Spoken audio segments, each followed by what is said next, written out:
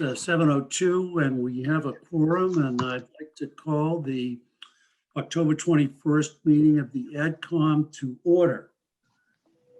This meeting is being held remotely as an alternative means of public access pursuant to an order issued by the Governor of Massachusetts dated March 12, 2020, suspending certain provisions of the open meeting law. You are hereby advised that this meeting and all communications during this meeting may be recorded by the town of Hingham in accordance with the open meeting law. And if there is anyone who is recording this meeting, apart from the recording that will be kept by the AdCom, and Sue, we're recording tonight? Yes, we are. Thank you. Could they please advise the chair now that they are making such a recording?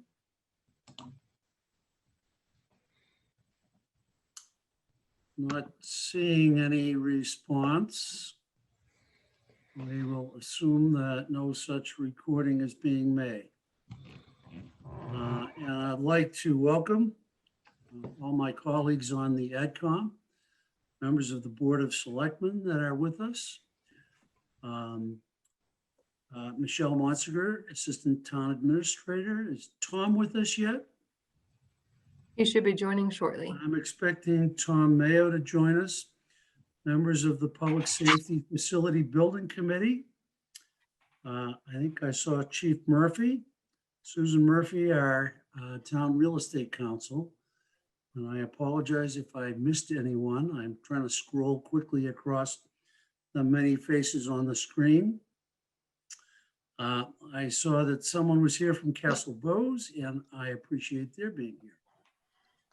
And our first agenda item is comments. Excuse me, could I call the Board of Selectmen to order, please? Oh, yes, Mary, sorry. Thank you. I didn't mean to interrupt, but I'd like to call the Board of Selectmen meeting to order for Wednesday, October 20th, 2020, with the same provision about the meeting being held remotely and recording as the chair has previously read. Thank you. And is there any Thank other you. board that has posted that needs to call their board to order tonight? I don't know if there's a quorum, but the Public Safety Facility Building Committee did post this meeting. Okay, and is Bob Garrity on? I saw his name earlier. Bob, Okay. do you have a quorum? Do you want to call your meeting? Yes, order? I'd like to call my people to see who's here and whether I do have a quorum. Okay, can you hear me now? Yes, Oh, okay, thank you. So Bob Garrity, obviously I'm here. Paul Healy. Joe Kelly. Yeah, Bob. Tally Lauda. Tally. Bruce McAloney. Present. Donna Smallwood, probably not. And Andy Touche. Nope. Donna and Andy indicated they wouldn't, so it appears we do not have a quorum. Therefore, to the extent that well, if anybody joins us, we'll let you know. But if we don't make a quorum by the time someone might have questions of us, then I believe the procedure is we could answer the question in an individual behalf rather than on behalf of the committee. okay. Well, if you have additional members join, Bob, let me know and we'll interrupt so that you can call your committee to order. Okay, thank you very much. And our next item on the agenda this evening is comments from the public regarding items not on the agenda. If there's any member of the public that wishes to offer a comment on some item that is not on the agenda tonight and that is within the scope of the advisory committee's responsibilities, please use the raise hand function or raise your hand if you're on video.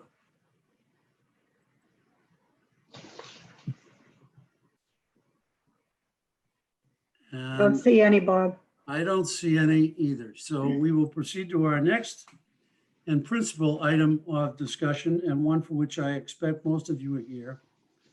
is a discussion and vote on the warrant article concerning the land purchase for a proposed public safety facility.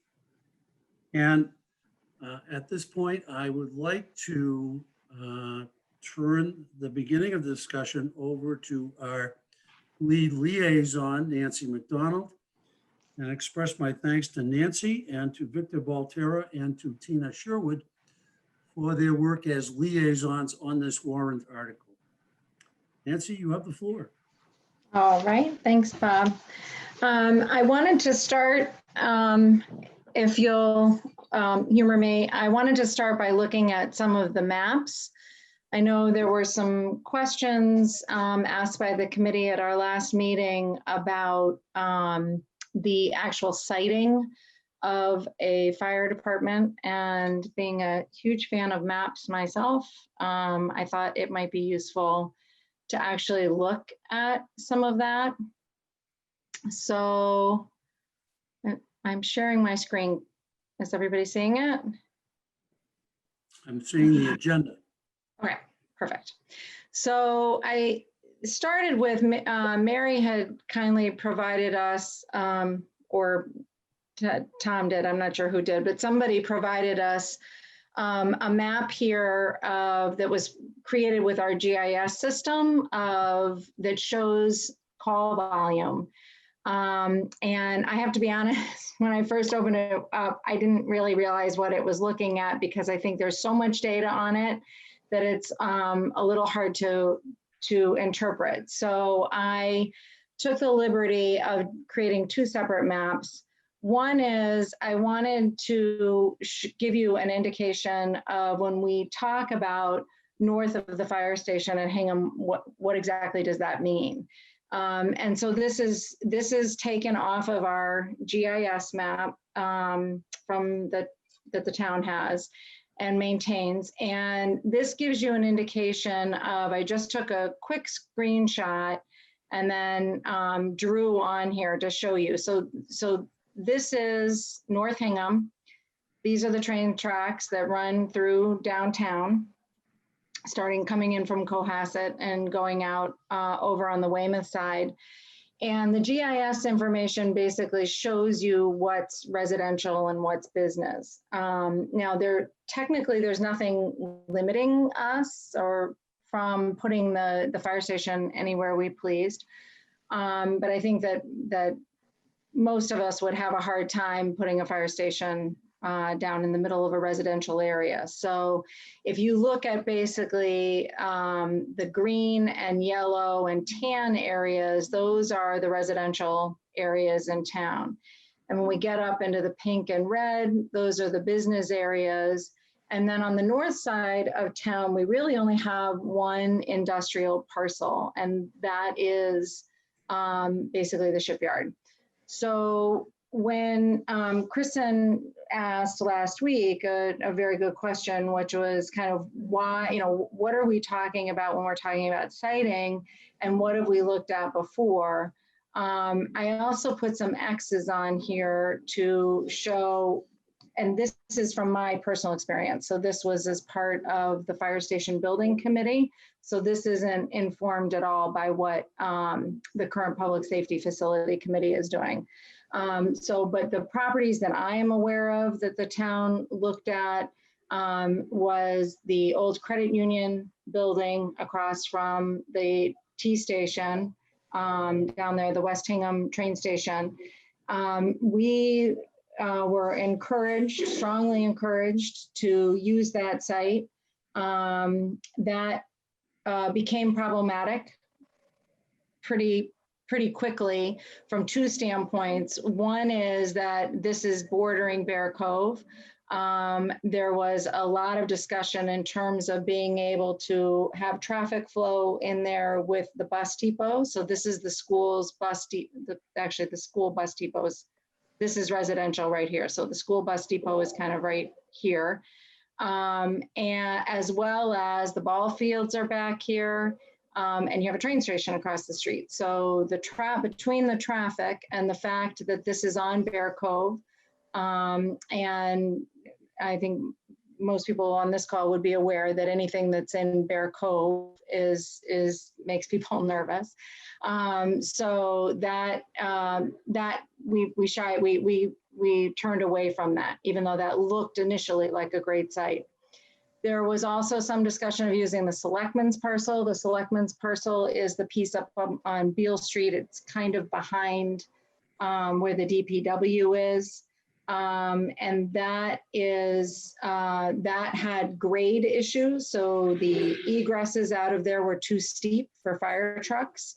And the Beale Street corridor, that little stretch of it that goes in between South Street and West Street is tight and would be problematic to take heavy use of fire trucks going back and forth. So that kind of got ruled out. And then there was the I always forget it. The insurance company that I can never remember their name. That site was floated around, not necessarily for the fire station, but for the police station and the senior center. I think if that had become a reality because of the size of it, there may have, this whole notion of a public safety facility could have come up in there. That property, Hingham had an outstanding bid on that property at a very fair and reasonable price for 3 years. They never bid on it, and it was eventually sold to the people that developed that Beale Street complex that's there now. And I believe that they ended up selling it for 3 or 4 times what Hingham had bid on it. Across the street from that, so this is now, we're on to the 3A corridor, and these blue lines in here, the shipyard. So this is where we're discussing now. So this, I hope, helps just frame what we're talking about, that in terms of sites and what's available, that we're not, disrupting the downtown businesses, or more importantly, to my mind at least, would be in a residential area. The next thing I did was I went in to Google Maps. For anybody who's traveled with me, I'm kind of a freak about maps. And so I took the volume data that was also presented to us, and I played with that data a little bit, and I took out the street addresses. So this is not precise because this is based on the street name and not necessarily the actual physical. So on Main Street, for instance, this is probably not showing to the level of detail. But what I did is I broke it down into, there were over 10,000 calls represented in that data that was presented to us. And I broke it down into streets that had over 100 calls, between 21 and 100, between 11 and 20, 6 to 10, and 1 to 5. So if we take out the low liars of the 1 to 5 and the 6 to 10 calls over that time period, we're starting to see what the Chief Olson used to refer to as the barbells that exist in town.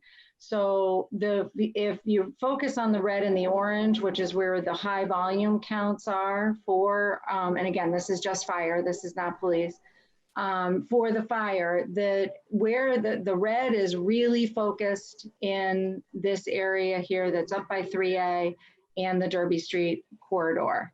And then it really thins out in the central part of town. So when we're looking, when we go back now and look at this map, for me, being able to see that volume data kind of layered on top of this was helpful in really understanding, is this site a meaningful site for the needs of the fire station? And that I just thought that this data might be helpful for people, and I can close it down or drill in on anything that anybody might have any questions on. But I just wanted to give you some visuals about the where and the why.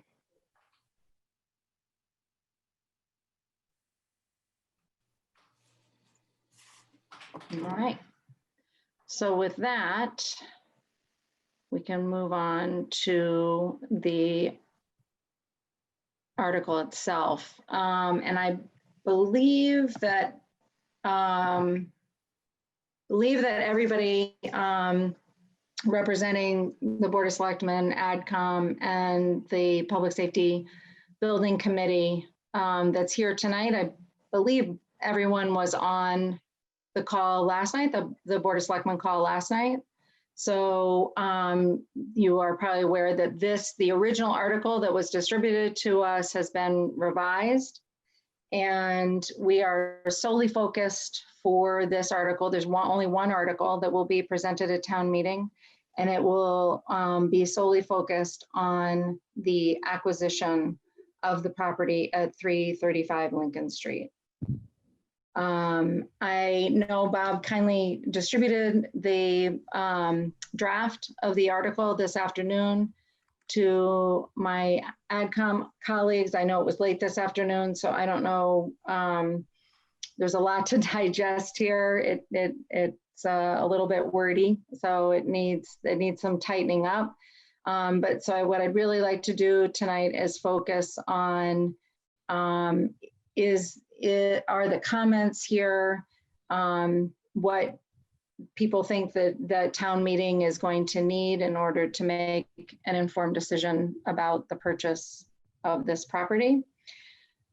So Bob, should I just I don't know that you should read 3 pages. Do you want me to just walk through at a high level what we're doing? How do you want me to approach I think that makes sense, Nancy. Okay. Okay, perfect. So started out basically discussing what it is that we're trying to do here. So this is action taken that was given to us as a result of town meeting last June. There were 4 articles related to moving forward with this property, or why we would do this piece of property. And that was, the 4 articles were basically to do a feasibility study to see if this property is viable for a public safety facility, to create the committee to do the feasibility study, and then 2 articles that likewise did the same for the senior center, which would open up if the police station moved over here, moved over to the 355 property.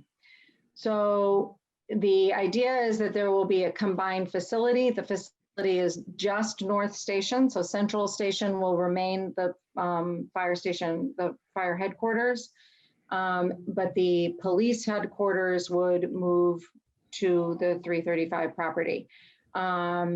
The property itself is already has a purchase and sale that was negotiated pre-town meeting last year. I believe it was done in March, but don't quote me on that. It was in the spring, early spring at some point. And that was for a selling price of $5,475,000. It is just over 3 acres of land. It is, and right now there's, it's just a slab, and there's a tiny building on it that has to be removed, but it's a very small house, is comparable to what it is. So it is really just the land that we're looking at. And the other point of interest in the purchase and sale is that the purchase and sale has a deadline of December 30th, 2020. And November 30th is the last day that we have rights to back out of the deal at no cost. So that once we go to town meeting, that we are only 9 days in front of that. The benefits of this are that we would combine we would create a single public safety complex There is some crossover in the needs of the two departments that they can share. So the big ones are meeting spaces, training spaces, and some of the gym facilities, the workout facilities that they both have. One of the things that I think is particularly important is that right now, both the facilities that exist in town have been retrofitted, not very well, to support female officers in the case of the police and firefighters in the case of fire. It's particularly egregious when you are in the fire station and North Fire Station. There really is, not just from a male-female standpoint, but from a human-to-human standpoint, the living conditions there are really don't support people living there for 48 hours, 72-hour shifts. So getting proper facilities that support male and female, I think, is important, and they'll be able to upgrade on that. As for the siting, one other comment with the siting, the siting is not important when it comes to the police department, because the police, the on-duty police officers work out of their cars. So they are situated in the area in town that they're patrolling. So it doesn't really matter where they start from. They go back and use headquarters mainly to do paperwork, training, starting a shift, ending a shift, but they're not working per se from that building.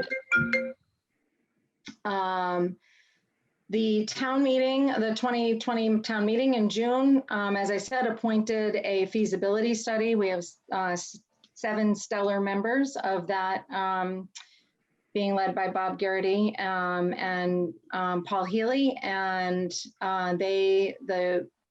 it was put out to bid. We had 11 respondents for the architecture and the feasibility study work that needed to be done. Castle Booze was selected for that, and they have been working with the committee. I've been impressed with the speed at which they have been able to be responsive to the questioning and the pushback and the complexity of the site that's there. So there's been a lot that's been done in terms of floor plans, site plans, traffic flow reviews, geotech work, environmental reviews, ground testing. All of that has been done since June, and there have been no major concerns. They have floated conceptual designs, and I do want to stress that those designs are conceptual. The committee itself has not had the time to really sink into the details of that in terms of value engineering and what we can do to scale back and whatever. The purpose to date of that particular committee is this site feasible to hold a public safety building? And on October 8th, they voted unanimously that they believe it is, that they were shown a series of conceptual designs that show that all of the programmatic needs of both the North Station and the police headquarters can be met on this site. There was a lot of work, preliminary discussions being held with the MBTA because it backs up to the boat parking lot, and they actually own Essington Drive. So discussions with them on what we would be able to do in terms of egress and access and controlling the lights. They're very open to working with the town. And likewise, we had to work with the state for 3A. We will need to be able to control the lights on 3A as well, and 3A is obviously state road. So those discussions are had. There's no red flags that the state or the MBTA is going to have any issues with working with the town to make sure that we get what we need in terms of that. Then discuss basically just a little bit of the history of, how we got where we are, the history of North Station. North Station was built in 1941. It opened in 1942. It has had almost no upgrades since that time. So if you go in, the electrical boxes still have plugs, the screw-in plugs, the bays of the fire station itself do not hold modern fire equipment. So we have our smallest equipment for a fire station that's serving the tallest buildings in town. So this is, you know, the building has served the town exceedingly well. I was part of the 2015 Fire Station Building Committee. We were slated to actually just renovate North Station. We worked on that for almost a year, and the price of that building continued to escalate to a point where it became unpalatable. The biggest reasons being that site is extremely small. If you actually look at it from an aerial view, the current station is about half the size of the Tedeschi's that's next door. And then the second and the bigger problem is the amount of geotech work and environmental work that would be needed to build a building that would be to code for public safety buildings. If you can believe it, that is in a floodplain. The old town brook runs underneath that building, and the building itself is actually sitting on pilings. So that became problematic, and we moved on. The police headquarters, conversely, so the police headquarters is part of Town Hall. Town Hall was built in 1927, was the original Hingham High School. Many of our contemporaries actually went there for junior high school. And in 1967, when it was still the junior high school, they put an addition on it to the side. That addition is what is now the police department. If you were to take a tour, if you're lucky enough that you've been part of the Citizens Police Academy and have been in the back workings of the police department, you will recognize that when you go in to do business with the police, there is no differentiation between the public spaces and the spaces that are used to book prisoners. So there's no, you know, you basically are walking through, and whoever's there is there. And if you go in to do licensing or to be interviewed for anything, I think they have one conference room that they spread out for that. So obviously problematic. And then the thirdly, and one of the big cost savers of doing this at the public safety facility is, as we know, there's been a lot of work being done, a lot of attention to Town Hall over the past 5 years. And one, the parking there is extremely problematic. The parking is, you know, if you live on Burr Road or on Central, it's a constant problem with everybody parking because it all, you know, because of how many people are trying to use Town Hall. And the dedicated spots that are in front of the senior center, I believe the non-handicap spots in front of the senior center is less than 20. And our senior population is one of the largest in town. So, and it continues to grow, the projections of that. It's a very well loved and adored facility. I know that it has been floated several times over different pieces of property of moving the senior center away from Town Hall. That is a very unpopular thought for most citizens in town, particularly the seniors. It's very often that the seniors go to town. They might also use the lunch station. A lot of them work out at the gym that's there. So that whole Town Hall facility is a community. It's a very, it's a good solution to be able to leave the senior center where it is now and allow it to expand into where the police station would vacate.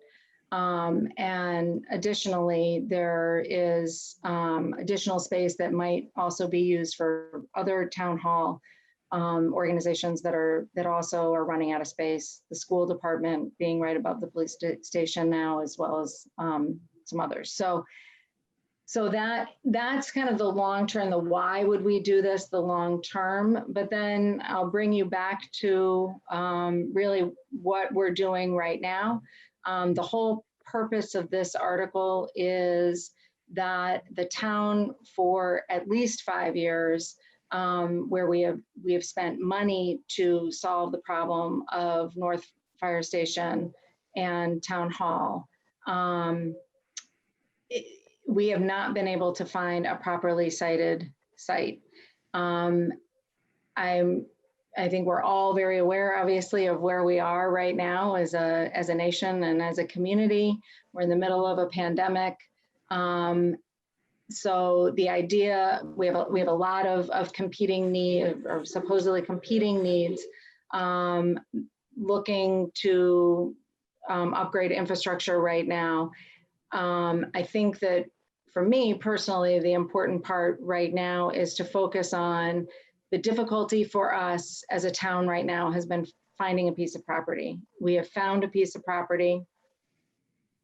I think it behooves us to be opportunistic to get the piece of property. And then we can allow the committee to go to town meeting, and town meeting can agree on how we want to move forward with the entire project and at what pace over the next few town meetings. But I think that we have an opportunity here with a piece of property, and that probably is going to be a while before that opportunity would present itself again. So I hope that that's the stuff that came out in the article. Bob did remind me, and that the article itself in the recommendation, the purchase price is $5,475,000. The article or the town is requesting $5,525,000, because we need to cover the closing costs as well. So that would be what the recommendation is. So with that, I open it up to any questions or concerns to the committee. So just on those last points, in the recommended motion, after the words "a sum of money," the words "not to exceed $5,525,000" would be inserted. There'll probably be further explanation of the closing costs in the comment. And there is typical bond premium language that we use on any borrowing article that would be inserted in the recommended motion as well. Those of us who have served on the advisory committee have seen that many times. And we will also reference in the comment the requirement for a 2/3 vote. And before going to questions or comments from the general members of the AdCom, I wonder if the other two liaisons, Victor or Tina, would like to add anything to Nancy's comments. And Nancy, what a great comprehensive overview. Thank you very much. So Victor or Tina?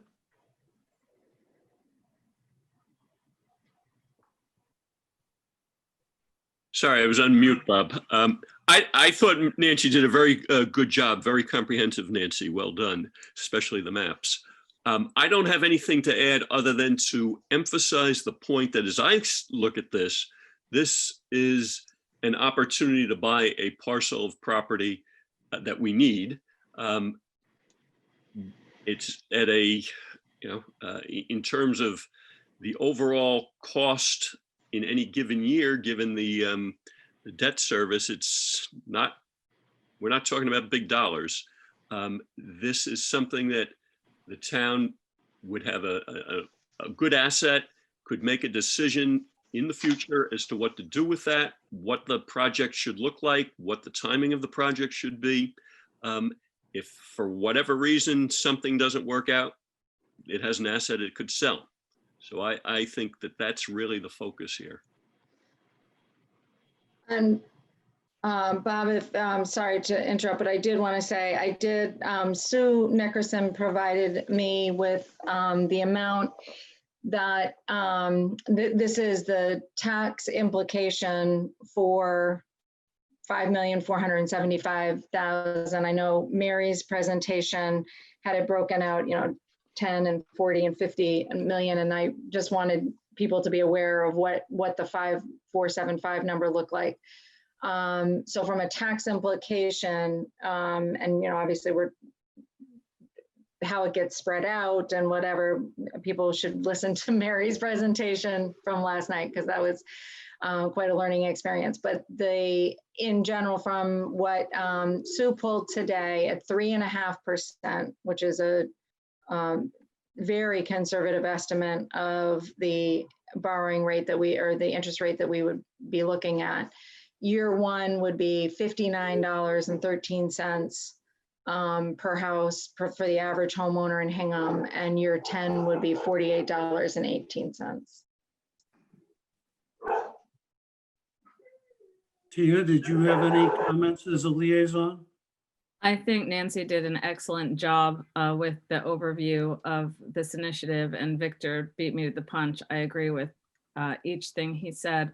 I really don't think it would be wise to miss this opportunity and overlook this and not take advantage of buying this parcel for our future.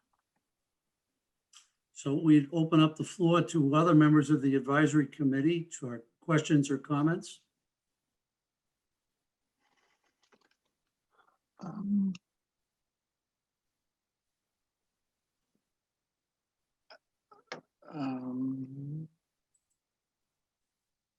Hey, Bob, this is Dave.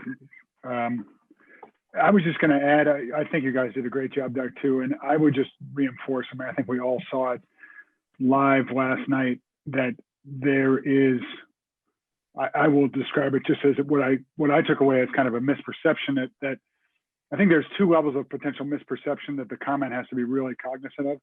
One is the misperception that we're voting to build and construct this thing today, as opposed to just acquire an asset, as Victor well said.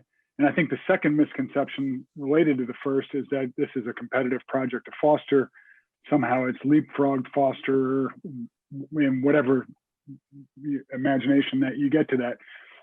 But I think, the context of the history of this and the significance and then, I was speaking to another member of AdCom a while back and wondering about a chart that could show the constraints that have to be met to qualify for a parcel that would be suitable. It can't cross the train tracks. It's got to have traffic lights. It doesn't want to be in a residential district.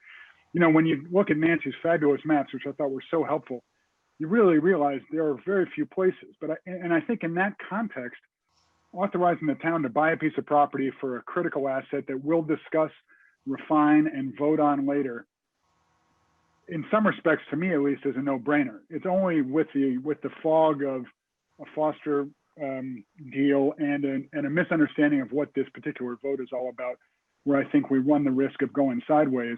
So it's more preaching to the choir. I think people here get it, and I think the comment goes a long way to saying that. But I would just, reinforce that last night was shocking to me in some respects as a potential preview for town meeting, which is that I would hate to be playing defense in describing a really important project, because there's a misunderstanding of what the project actually is that we're voting on. Libby, I see you've got your hand raised, and then Evan. Yes, actually, and just to kind of pick up what Dave said, that was one of the big notes that I had, is that, and I guess I should say here too, Nancy, that I think you did a fabulous job with given the time constraints and the amount of information you had to kind of summarize there. But just regards to Foster, I thought it's very similar to Dave, which is that something that would be worth adding to the comment is that, that this project, first, I think it needs to just make sure that we're really clear that it's just about the land, but that it won't compete with a new foster, since the town is still in the MSB program to, and on track with that to look at a new foster. So I think that's just one comment. Two kind of minor things. I know when I was reading it, it talks about the P&S deadline of 12/30. I just wonder if we should say that the P&S has a closing deadline of 12/31. I think it right now just says a deadline, because we know right now there's a November 30 deadline on us to walk away, but the closing date is deadline is 12/30. And then I think the other item is that while it says 1942, I wonder from all our perspectives, you hear that and you think, gosh, I know that's old, but I know what last night they talked at the meeting, they were like, and I think the chief had said, somebody had mentioned, it served its purpose for 80 years. There's something about when you hear 80 years that you just say, wow. And as you mentioned in the comment, Nancy, it really has not had any renovations during that time. So I think if you put in the 80 years somewhere too, I think that's something that jumps out to a reader. And then the final point I would ask is, I know you mentioned the 2015 warrant article where up to 500K was authorized. And then there was a 2016 warrant article for additional monies. I wonder, well, one, do we know between, and I don't know if those are the only 2 years there were warrant articles to spend money on this, but do we know how much was spent of that? And is that something that would add any value to the comment to note how much the town has already spent trying to pursue a viable opportunity and location for this lot? I think Sue would probably have the definitive number, but correct me, Sue, it's in the there was about half the money was not spent. We wrapped up pretty quickly on that. We realized quickly that it wasn't going to happen. And I don't know how much in the 2016. But I think it went back to the fund. I don't think it's sitting out there in a bucket, is it, Sue? Actually, I was just on Munis trying to figure that out. I know we used like 32,000, I think, of the last article we have. We didn't use very much at all. I don't have the exact numbers, Libby. I can get that to you though. Yeah, I just throw that out there, whether we think that's worth I have it in my notes. mentioning, so that we're letting people know that, the longer we try to wait, it isn't just a matter of waiting to find the right parcel. It's the fact that the inventory is so low, but we've also spent X amount of dollars already pursuing this opportunity. And do we really want to keep spending money when we have a great opportunity in front of us? So that's all I would add. Thank you, Libby. And Evan? Thanks, Bob. And thanks to the team for doing kind of all this work in a quick period of time to come out with the recommendation. I think I'll just build upon, I think Dave and Libby kind of echoed some of the sentiment. I think clarity on what we're actually doing with this vote, it will be helpful. And unfortunately, in a regular year, this would be a no-brainer. I'd love for us to get to a point as a town where we don't, fully depreciate our assets for 80 years before we get to a point where we're gonna, redevelop or rebuild new construction projects and buildings for our municipal functions. And I did appreciate Mary's presentation last night, but it really just focused on the large capital projects. And I think, this isn't a normal year. And I think that the pandemic has exposed some cracks in various other departments. And I think that we're going to have a hard time, at least from what I heard from folks last night and folks that have kind of reached out during this time where we don't necessarily have, kids back in school in any time in the near future outside of the K through 2 set to be able to kind of not put this all in one bucket because there's only one tax levy, right? There's different departments, but only one levy. So I think this is going to be a hard nut to sell for a large population of the town at town meeting. I do appreciate what it is. And I think in any normal year, we absolutely should do this. We probably should have done this 10 years ago. So I'll just leave it at that. And Daveline? Yeah, I guess I'm following up in some ways on what's been said, but part of what I think concerned me from hearing things last night is we do have a tendency, it seems, as a town to pit this as one project against another, as opposed to we have one town, and we're not a town that exists just to have schools. We're not a town that exists just to have a fire station, fire and police services, or to have senior centers, have the senior center. And I was thinking as I was listening last night to all those seniors who were seeing us during the budget season last year, talking about their needs that were not being met by the senior center here. And they're having to go to other towns' senior centers to get services that they felt like they should have had here. And so I think one of the things that's important is to think about it is a town-wide need that we have a new fire station. That's clear. The police station's a little more negotiable in certain ways. But the fire station, and this is, and I say this because I live in the North Hingham side, is where the tall buildings are and where I know there are a lot of calls because where I live, there's a ton of calls. It's rare to have days without fire trucks and emergency squads not going by. But I think if we were to, if this gets discussed, I guess thinking about if we'd had a lot of seniors on the call last night, we might have had a very different discussion. And it might be a discussion that gets very divisive, and that's not good for the town. So I think part of what we have to recognize is we have several needs and we have to meet them. And it's unfortunate that we have to meet them right now, but this property is there and it looks to be the only place we could do what we need to do. So we need to buy it, and we also need to commit to the foster school, and we're in that process, and we can do both of those things. And then we eventually need to do something about the senior center, and this allows us to do that. So I think the more we can think about this as a series of things that the town needs to do for several parts of the community, the better off we will be. So that's, I think that was all I wanted to say. Thank you. Thank you, Daveline. Andy, and then Kristen and George. Thank you. And thank you, Nancy, and members of the committee who are here. I'll run through my notes quickly, and you've heard some of this before, so I won't dwell on it, but I would add to the comment what was said earlier, that this will have no adverse impact on either the foster school project or school efforts during the pandemic. Based on what we heard last night and the night before for school committee, that can't be emphasized enough. The closing costs, my next issue, you picked up that.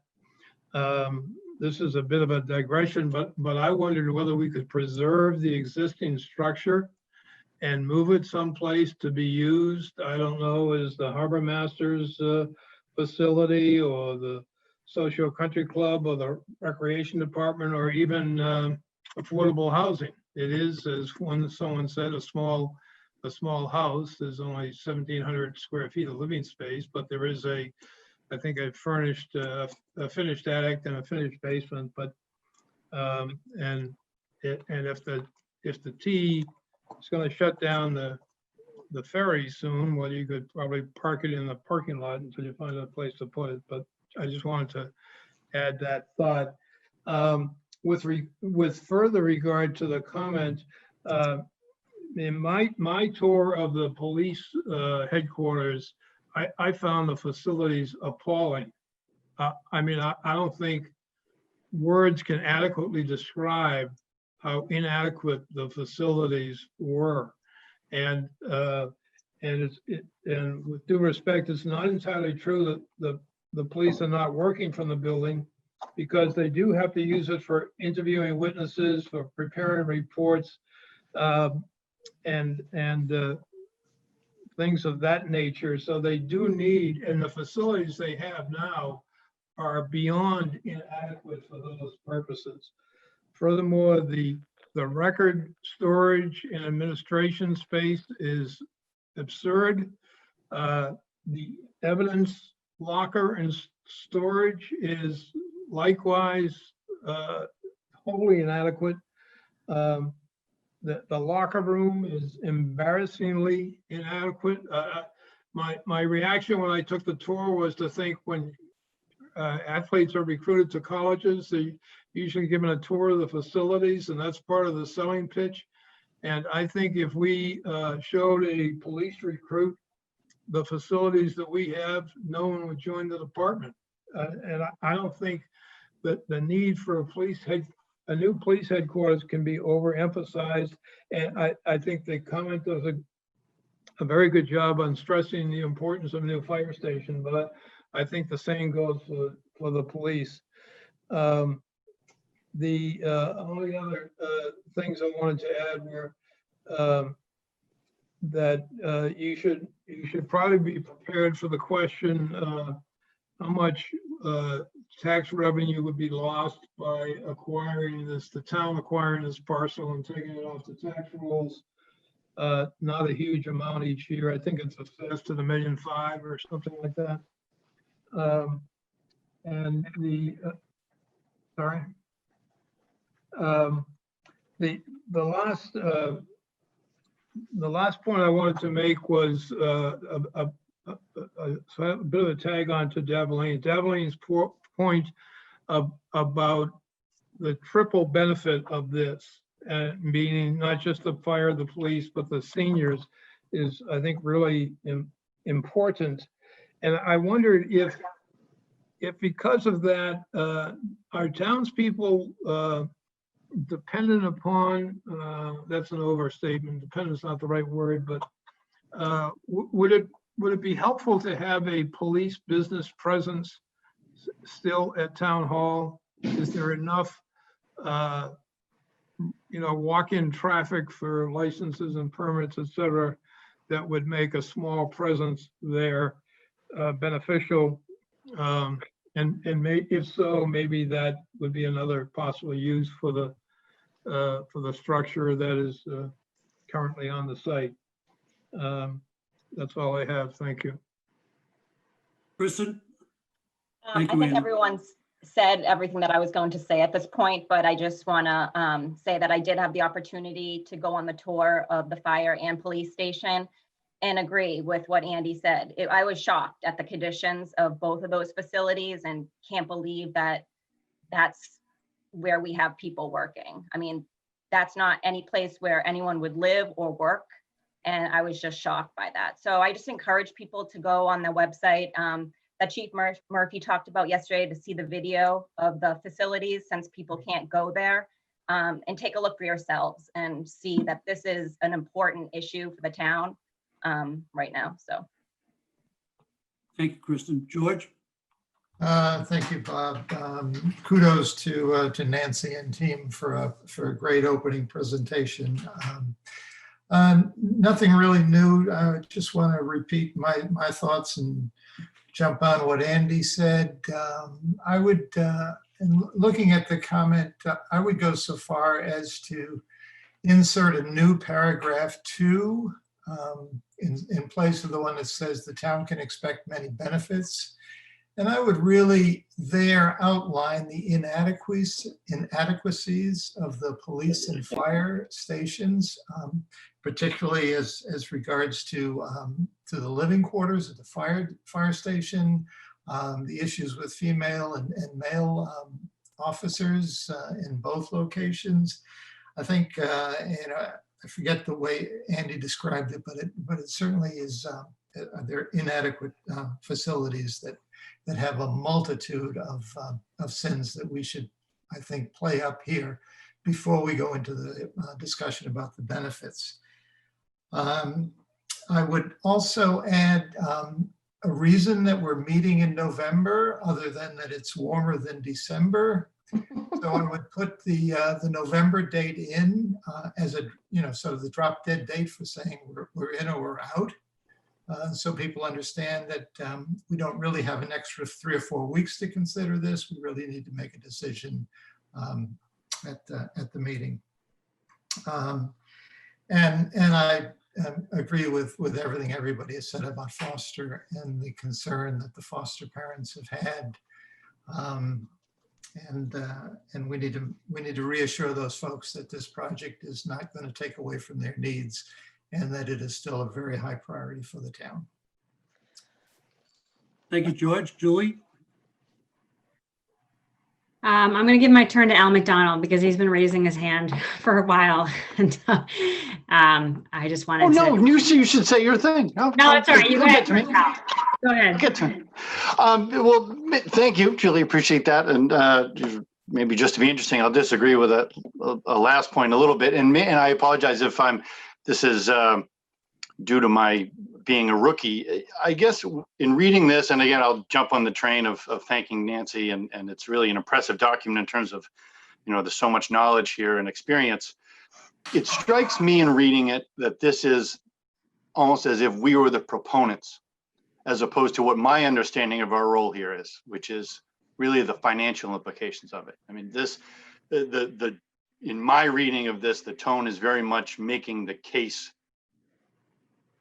for the project at large, rather than kind of the financial implications of again, the question at hand, which is, and some of the earlier points, maybe it's tone. The question here is, the town has several different financial challenges, really, in terms of an inadequate police station, a cramped senior center, cramped town offices, a totally insufficient, outdated fire station. And these are all challenges we have to address in some way.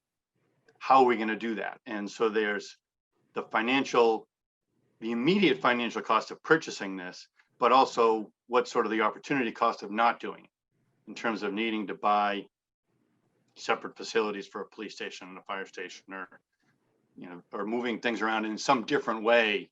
And again, what the issues of debt structure and what the tax burden is, and how that tax burden is shifting as you have other capital projects from previous years coming off, with this coming on, that those seems like more the role for this document, based on my understanding of what our role is. And it's someone else's job to sort of we can agree with a substantive case that, hey, this is a challenge we have as a town. Here's our comment on how it fits in from a fiscal implications standpoint. That's just the comment I want to make. Thank you. Al, apologies for not seeing your hand. I'm sorry.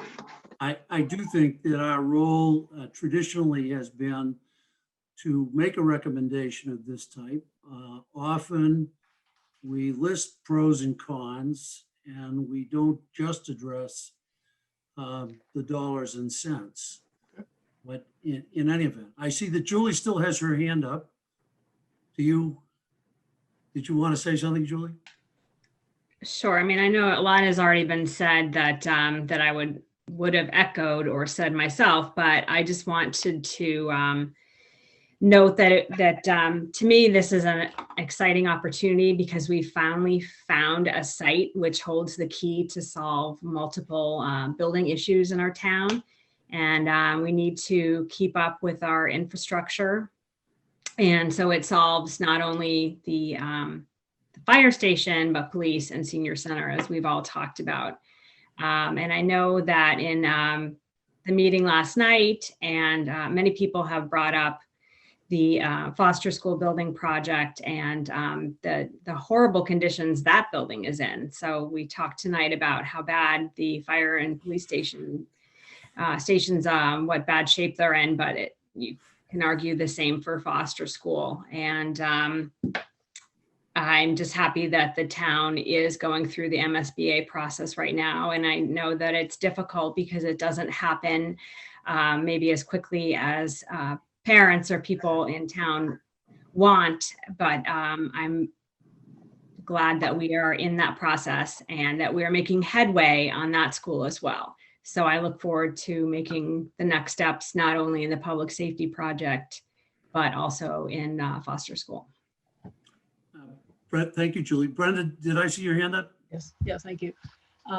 As another rookie on the committee, I'm not sure, I realize I've read AdCom comments in the warrant for years, but never looking for information, not looking for sort of the tone with which they were written. So my question is whether, since this is going to be an outdoor town meeting, and since we will not have access to an overhead to sort of present the information that I think Selectman Power presented last night, that was compelling, that our town can do several major projects. And in fact, we need to do several major projects, Foster being one of them, the public facilities solution and the senior center. Some way, should the comment sort of provide that information? Because I think people will be reading at home in the comfort of their own homes rather than standing in a cold field listening in November. So is there more that we should put into the comment to kind of give the history and the background and the understanding that this is part of a big set of projects that we're expecting to do? So that's one comment. And thank you very much, Nancy, for your write-up, because I see how much work went into it. My only one question is whether the statistic about whether we have 40% of the town is senior. I think what I heard last night was that 40% of households have a senior member in them. I just want to just double check to see if that number is correct. Thank you. Thanks, Brenda. Dave? Oh, Nancy, did you want to respond to that? I didn't want to respond. I want to, and this may not be the appropriate place to put it, but both Brenda and somebody else, and I'm forgetting who it was at this point, made comments that while I was listening to them, thinking those should be part of presentations. In my head, they're part of presentations to the town. So one of the things, for instance, that Brenda just talked about is Mary's unbelievable presentation last night. And so my question to the board or to you, Bob, is would you expect that in a normal town meeting, I think the town administration would get up and speak to the article before AdCom did or before anybody did. And so some of that information that Brenda's talking about now, would that come out in the presentation? Well, I don't think we've talked about special town meeting procedures as yet. Yeah, I'm thinking I'm a little ahead of myself. Quite often it is the AdCom that leads off, and which would put you in the spotlight. Your 6 I minutes. certainly don't want to play the role of Mary Power. your 6 minutes of fame, but I'm sure you'd have plenty of backup after that from the town administration. Uh-huh. And where was I? Erin? Erin? Yeah, thanks, everybody. I thought it might be important to underscore, well, first of all, thanks again for everyone and for Nancy. And I'm also going to call out Mary as well, Mary Power as well, because I've been pretty publicly, let's say, concerned about this project. I would say I was concerned primarily because it felt very detached from my personal reality, in the sense that when I speak about concerns about the schools, I have the advantage of being a parent at East and a parent at the middle school. So my concerns weren't so much tied to Foster, because I trust and believe that that program will happen. I 100% believe that. My concerns have been the fact that this is occurring when many of us are struggling to have our kids in school for a limited number of hours. I think that Mary both addressed my concerns about having, and something that Dave Lean brought up about having Foster be pitted against this. To me, I agree with Dave Lean here that we need to do both. However, if one was to jump over the other that's been in a long line and been in the queue for a long time, I think I personally would have had trouble with that. So seeing Mary's presentation last night and kind of going back to how we present this in town meeting, that's really important. It's also, I think, really important, whether it's in the article or not, isn't for me to say. But I think it's also really important that we talk about that where selectmen's role is in terms of allocating funding, allocating additional funding, and working with the school committee. Because again, I'm fearful that this will come off somewhat obtuse to people that aren't as intricately aware of how the funding mechanisms work in our town. So for me, and just as another note, kind of following up on what Alan said, you know, this article reads very much 100% pro. It doesn't provide any con from what I could tell. And perhaps that was deliberate, but I think that in order for those of us who have struggled with this decision, I think the more transparency in terms of following some sort of logical path of, you know, we considered this, but we weighed this more important, to me adds a lot more credence to an analytical mind, where it isn't just, you know, this is what we're doing and this is why we're doing it. So thanks, and thanks for everybody for, you know, taking the time to look at each of these steps. Thank you, Aaron. Dave? You know, I think that's great. Alan, your and Aaron's comments really hit home for me. And forgive me for taking a second bite at the apple here, but I think we can, here's what concerns me. I think also what George said. I really think the emphasis in this article and in the comments should be on the deficiencies of the current building and the inability to fix it where it is and the critical nature of this acquisition. I think and I'll just tell you this is my own kind of personal and political advice, which is worth what you paid for it. But to start talking about the benefits of the new building, to me, is almost a bridge too far at this point, because it sounds like advocacy in this context, because we're not voting on the new building, and we may never, we will vote on the new building at some point, but the new building is not a fait accompli necessarily. And I'll just close by saying that the perfect slide yesterday for me was the slide that, I know it's not set in stone, but that had the school, that had an MSBA vote, or, you know, a foster school vote and this construction vote on the same special town meeting. That, I think, is where the town should have this call. They should see the cost of both. They should see the value engineered exercise that got us to both prices. And ultimately, I think the town says, yep, we got to do them both for all the good reasons we've said. But the minute one of those becomes a sooner bet or a sooner vote than another, and if it was the public safety facility that was voted first, rightly or wrongly, I think it would be really a challenge for the town to get their head around, and I'm just making up numbers here, but get around one $50 million project and then be asked 6 months later for another $50 million project. And when those come in serial instead of in tandem, to me, it feels like it's a harder ask. So I would just advocate for staying laser focused on the weaknesses of the current operation and all the constraints that we've talked about. And that can still involve the 3-step victory for this with the seniors, the police, and the fire. But I would really, I'm less enthusiastic about trying to sing the praises of the potential new facility. And I certainly don't want to see any elevations of it, because I think that implies that it's certainly going to happen. And I think we need to leave that up to the town. Evan? Thanks, Dave.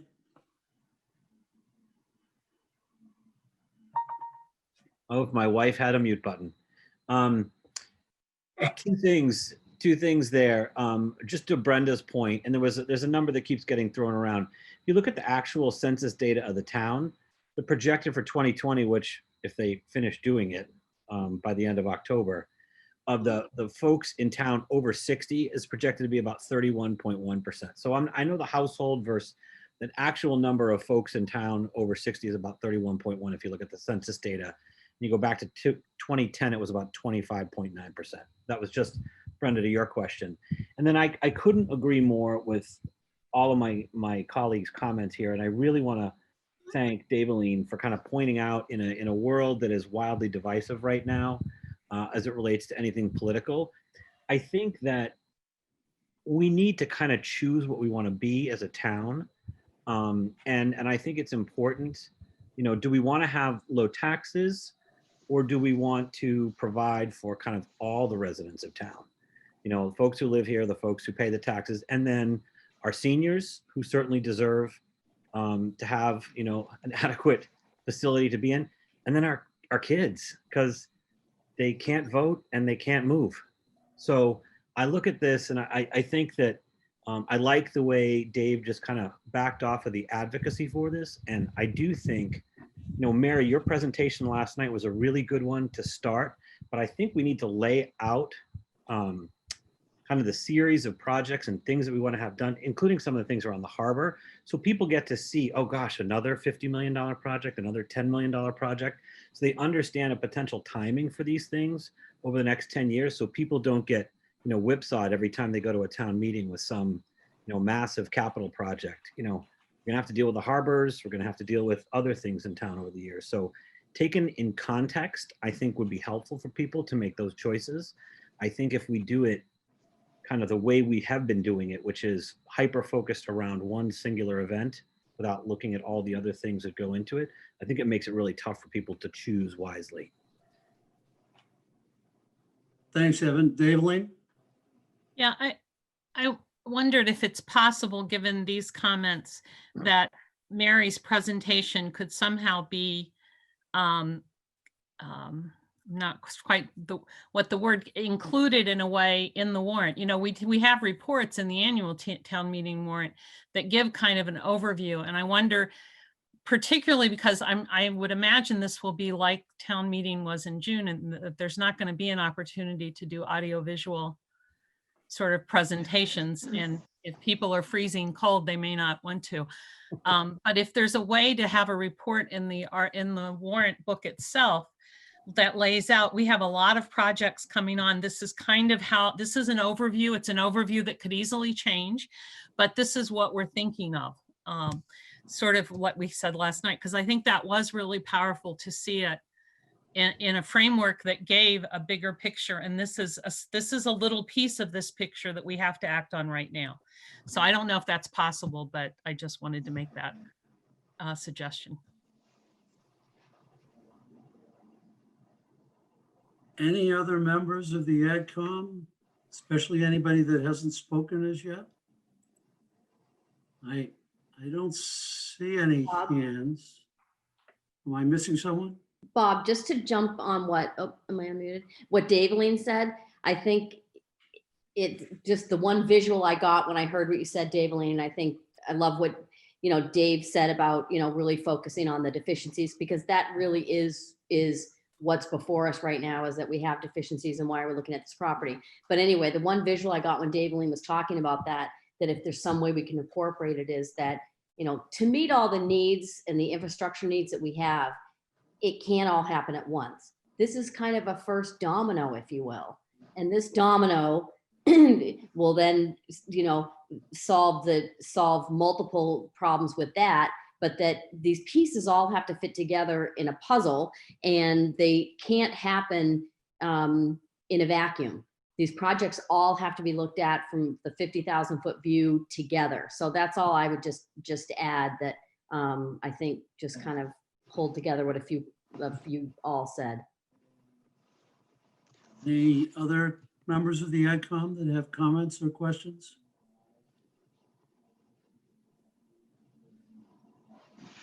Mary, at this point, Nancy, did you want to add something? No, I'm good. Oh, okay, you made a noise and you got highlighted. Oh. Mary, at this point, I open it up to your board for comments or questions. Oh, thank you, Bob. Both Joe Fisher and Bill Ramsey are on the line. Joe or Bill, I didn't know if either of you had anything to add to what I think has been a very helpful conversation.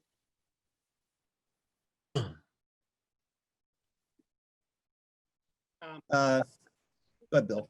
Here, but I agree with you. It was a very good conversation from what I've heard of it.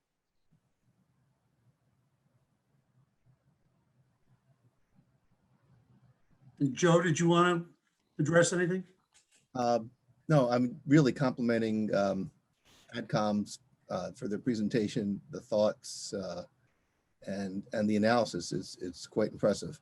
I think, you know, we are facing both an economic and political question here about the best way to proceed. I did not think that the presentation was improperly advocating. I think it's important that the view be presented by AdCom.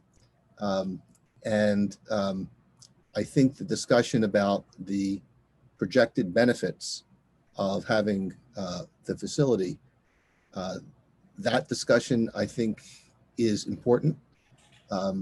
So I'm hearing perhaps it should be toned down, but I think it needs to be part of the discussion here. Okay. And does the Public Safety Facility Building Committee now have a quorum?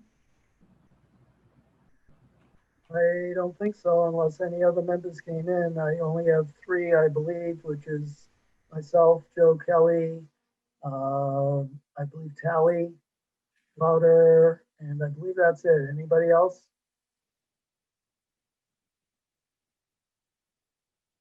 So, Bob, you got Bruce McAloney is there as well, so you have 4. okay, we have a 4. So should I quickly convene a meeting on behalf of the building committee?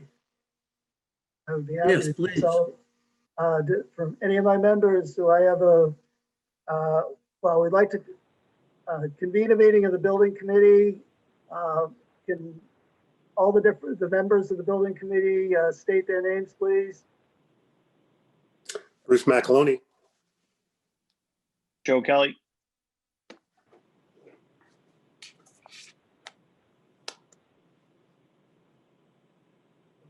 Tally Lotta. Oh, I may have lost him. Bob Garrity. Anybody else from the building committee? Well, it would appear we still don't have a quorum of the building committee. So if we don't have a quorum, then it's not an official meeting, but if anybody has any questions for me, that'd be fine. If not, I'm fine. Okay. Susan Murphy, did you want to add some? Can you hear me? Yes. Oh, okay. No, I don't have anything to add. I did, during the course of your meeting, though, I have been looking at the motion and also communicating with John Coughlin, who unfortunately couldn't be on the meeting today. And I believe that Michelle may have forwarded to you some recommended revisions to the recommended motion by email if the committee is going to take up a vote tonight. Yes, thank you, Susan. I got it. And well,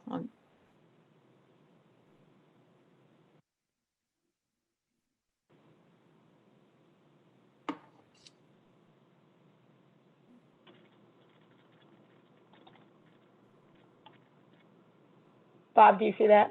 Yes, I do. Okay. And I can forward it to, I think I can. Did you send that? Michelle, are you able maybe to screen share the markup of the Yeah, recommended I motion? can. Would that be helpful? well, why don't I put, since I've got the version, I'll just copy and paste it and we can vote on it off the screen. Does that make sense? Yeah, you could do that. If you have the language, you can just show it on the screen. Yeah, I'm putting it in. Hold on right now. I don't think we're quite at the voting stage yet. I didn't know whether Tom Mayo wanted to say anything, and I wanted to invite questions from members of the public or comments from members of the public. I'm good, thank you. The one comment I would make, I think Brenda, you asked about 40% in the senior population.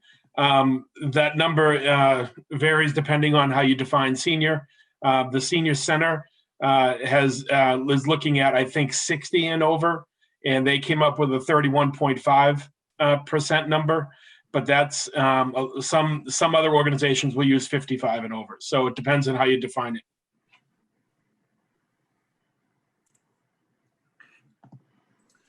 Are there questions or comments from members of the public?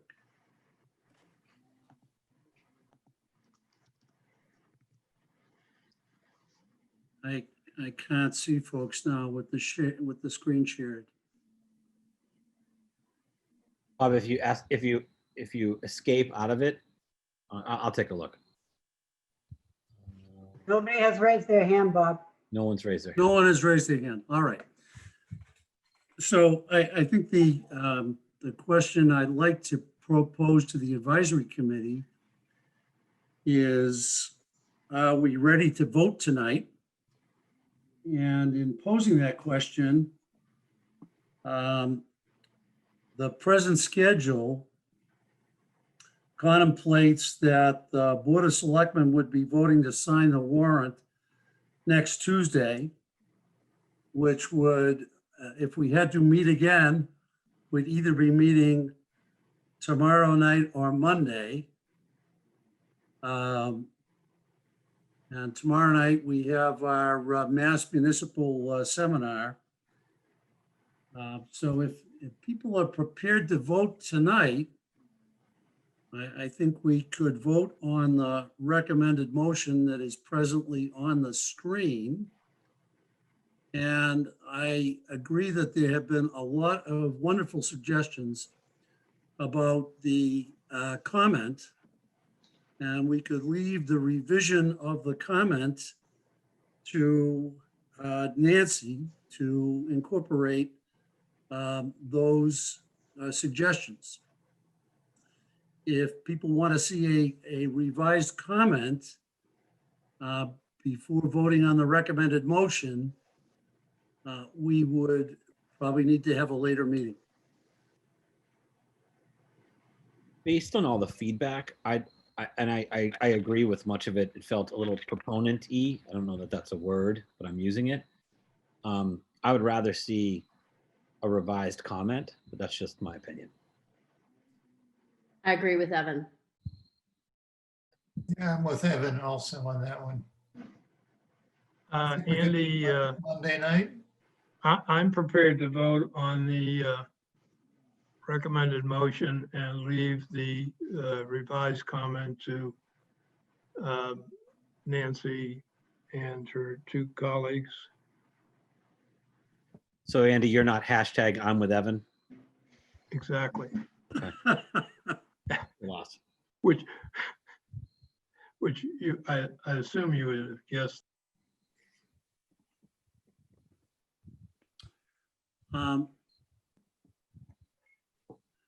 Well, I could just make a suggestion too. It's conceivable that we could still work the comment as a committee and approve the recommended motion, right? I mean, does anybody find that, I mean, I know that's a little unusual, but given the time constraints, is there a real benefit to having action on the recommended motion tonight if the comment is still subject to some tweaks?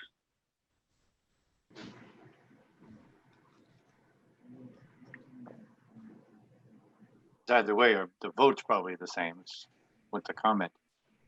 Yeah, I don't think the comment edits are going to change anybody's view on the recommended motion. That was kind of my point. But I'm okay reconvening too. I'm just throwing it out there.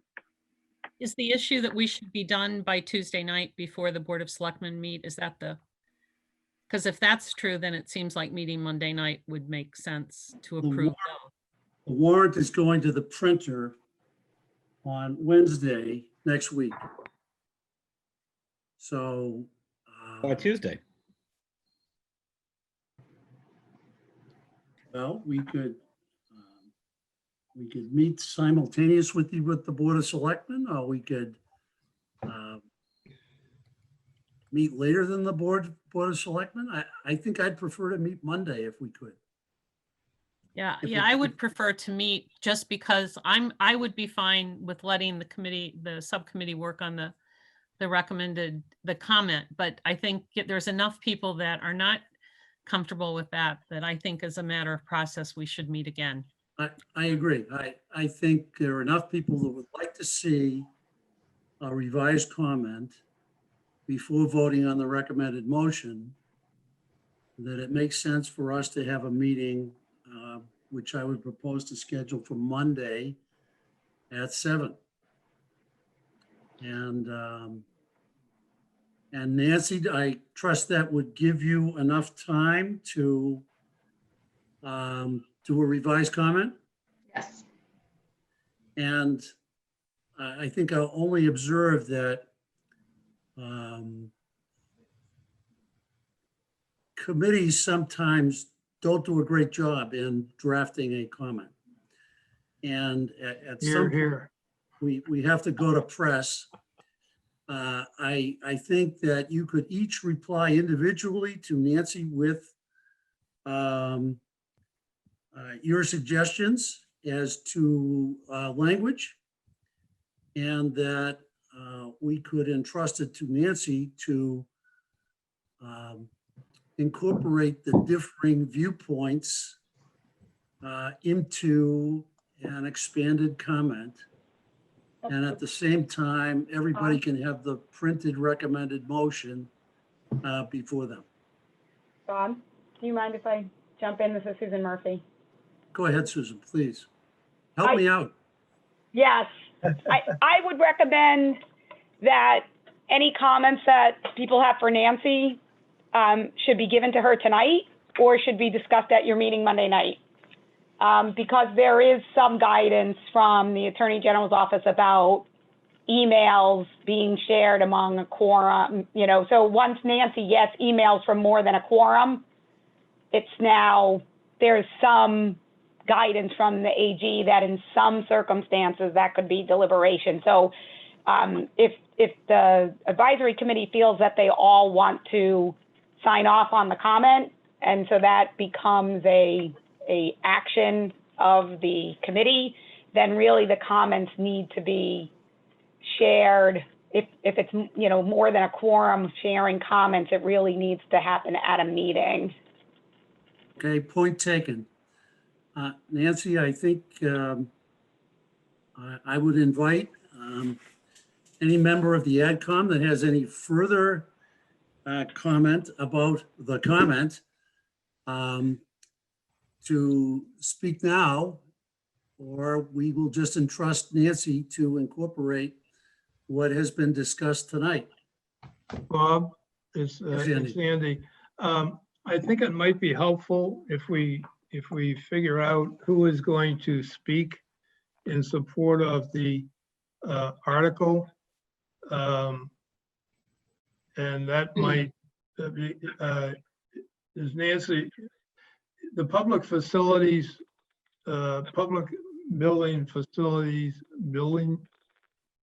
public safety facilities building committee, is that who's going to speak to this? I think, Andy, we may be digressing from our agenda. Well, let me explain my point. If there are other bodies other than Nancy who's going to address this, then maybe they should communicate that to Nancy. The comment generally doesn't have to cover everything that everybody wants to be said in support of an opposition to an article at the meeting. And I fear that we might be forgetting that there are people who are going to address points in favor of the recommended motion other than those that appear in the comment.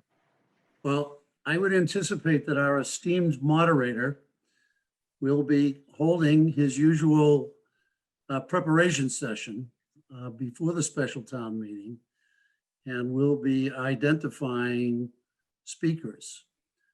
It has been our tradition on the AdCom that the liaison would usually be the first speaker on behalf of the AdCom, and I would expect that would be Nancy.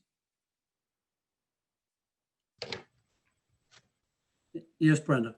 Is it possible to develop an answer this evening to whether Davilene's suggestion of having the sort of overview of the big capital projects and the plan for the town be included in the warrant, not necessarily as part of the AdCom comment, but included in the warrant? I was going to ask guidance from Michelle and Tom and perhaps Mary Power or Victor as to whether we might include Mary's slides as an appendix to the AdCom article. I wouldn't do it as appendix to our comment, but if, I mean, we've certainly had standalone reports in Yeah. the warrant. And we've had handouts at the town meeting as well. I mean, I think the moderator prefers not to have handouts at an outdoor town meeting. Oh, you're right. You're right. Yeah. You know, And I just, think he prefers to have brief warrant articles as well. just looking at the warrant, in the annual town meetings, there's typically a report of the Board of Selectmen that highlights things. If the advisory committee feels like it would be informative to have a report of the Board of Selectmen that would speak to some of the financial information, I'd almost prefer to have some words around some of the data, because I think reading those charts without any context might be difficult. 100% agree. Agreed. I don't know it in special town meetings if something like this has been done before, but I don't, Tom, I don't think we.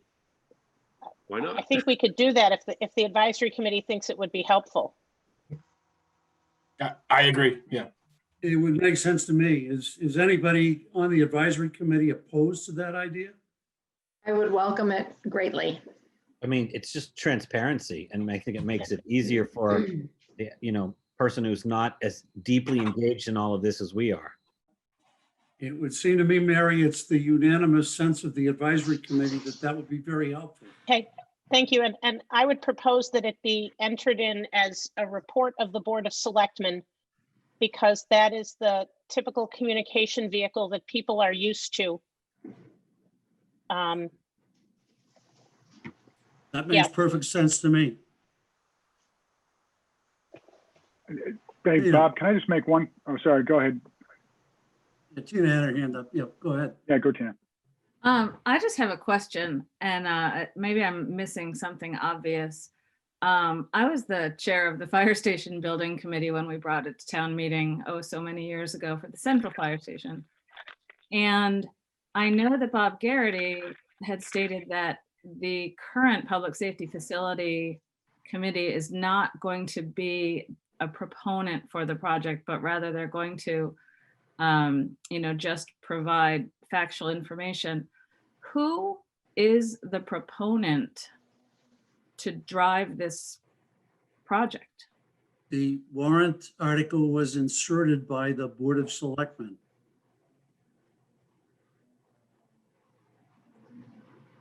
And when we use that language in the warrant, that is typically identifying the proponent of the article. Okay, thank you. Bob, let me just play just a second of devil's advocate, and I'm happy to be shot down. I thought Mary's presentation was outstanding. I really did. I really appreciated it. But I'm thinking ahead a little bit, and there is $100 million number out there as a placeholder with all the caveats and all of that. My concern is this: is that, back to my earlier comments, if the point of this article is to spend $5 million on a piece of land that we're going to then rigorously analyze and design and think about and everything for a potential public safety facility, do we make more of it than it needs to be by including that kind of information and begging the question, like, what is this going to cost? You say $100 million. Is that what fostering this is going to cost? I'm going to have a bigger bill of $1,200 next year. No, it's not next year. We haven't voted on it. I mean, I don't know. I'm trying to think ahead about that. And I guess I'm coming from the viewpoint that I'm taking nothing away from the significance of this project, but the project before town meeting in November is not a vote for a public safety facility. It's a vote to acquire a piece of land that could house a public safety facility, and it's crazy not do it. That's the nutshell. So I don't know. I just throw it out there as a thought. I agree. I'm happy to be outvoted. Dave, I agree with part of that, but I do think we have enough in the backlog of large potential projects that the sooner we get out there, letting people know rough timing on when these things might hit is just going to make it easier for all of us. I mean, you know, to have people understand, you know, transparently what's going on. Victor? Agree, and I'm not anti-transparency. I'm really just, I think I'm just trying to keep an eye. I just don't want to see it unravel around the fear of a cost that isn't established, and it ripples all the way back to, you know what, no, I don't want to buy this because I don't want to agree to it. And you're agreeing to buying a piece of property that we could turn around and sell next year. I mean, that's my only point. Maybe I'm imagining a problem where there won't be one. I hope that's the case. I'm just throwing it out there. Victor, did you want to say something? No, although now that you asked me, I guess I do appreciate what Dave's saying. I mean, I've sort of looked at this tried to be very focused. We're buying a piece of property that has been determined to be feasible for the public safety facility. And that was what the committee was asked to do. And that, you know, was the conclusion. The other point I think is a very good one, that the town needs to be educated as to the upcoming capital projects that are on the horizon. We've been saying this for years, right? We've been trying to get the selectmen actually to focus on this for a while.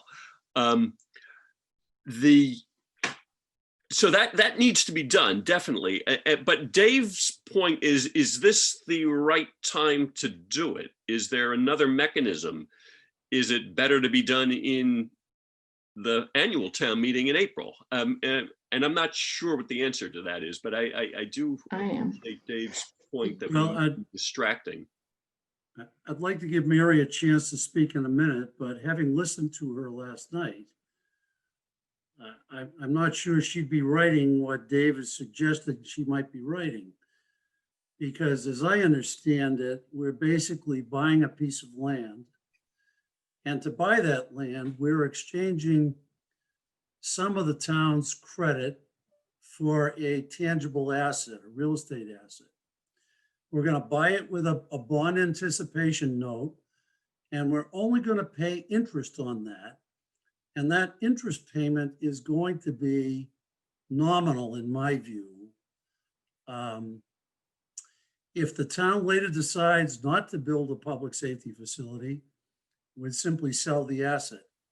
If they decide to buy the public safety facility, then there's a whole different set of financial calculations that come in at that point.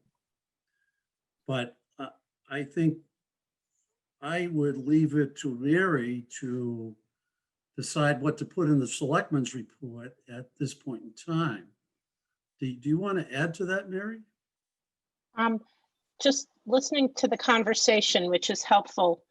I also want to be careful that, as I agree with Evan, we have a lot of different capital projects, but I'm thinking about putting together a timeline for the very first time, not socializing it, and sharing it at a special town meeting when we have, you know, the Harbor Development Committee working on their stuff and the field group working on their stuff. And I wonder if it might create some noise that could take away from the decision in front of us. What I might suggest is, I think what I took away from your discussion tonight was that it was helpful to see how a potential public safety facility, how that timing might coincide with Foster School. And I think what I heard all of you saying is a concern that if that question is unanswered, it could be an impediment to, it's important information to inform votes. What I might suggest, Bob, is that I'd like to maybe think about what everybody said and try to put something down on paper, and maybe I could, you know, for example, you know, run it by you and Julie. And you know, you could sort of see when we've got something written down, what you think of it. If you say, you know what, we won't use it at all, we want to refine it.